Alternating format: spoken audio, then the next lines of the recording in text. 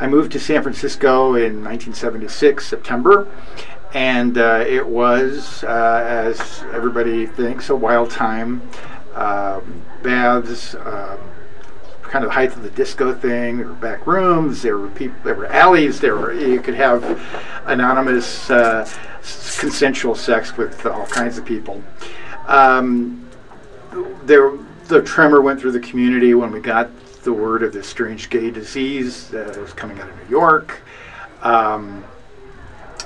The first person that I knew with the disease, David Stone, they didn't know what was wrong with him. He came to me. He cried on my shoulder. He was afraid he was going to die. And that's exactly what happened. The landlord said that he was a neighbor of mine. They found him in the lobby of the building, unable to stand up and leave, and they took him to the hospital, and a week later he was gone. That was my first experience, but certainly not my last. People who had been part of my life, background to my life, started vanishing. A bartender here, the guy who ran the secondhand store around the corner from where I lived, the guy I never met. He was a painter on a Castro Street, and he would paint businesses and then sell the painting to the business.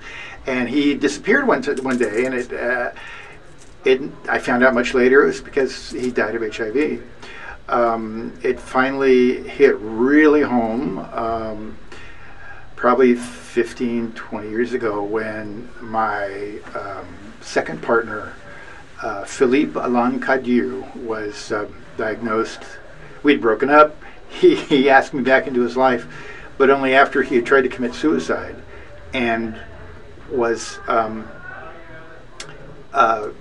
he had been diagnosed as positive.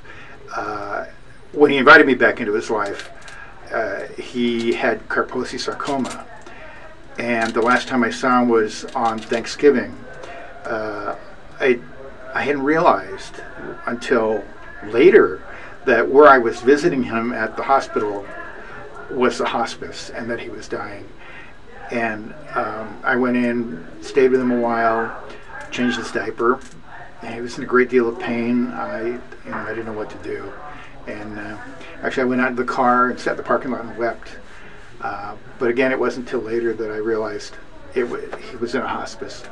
And I found out that my first partner, the reason I came to San Francisco, was also HIV positive, but his was being managed and under control.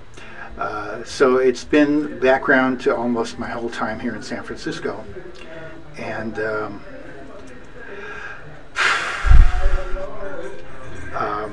the least, because of my job, the least I could have done is what I did, and that's participate in the cohort study done by the CDC and the health department here in San Francisco. And they kept track of me for 30 years. I never seroconverted, which is quite frankly a miracle, considering my wanton ways when I first got here. But I don't know, that's my story. There's a lot more, but that's what I want to share.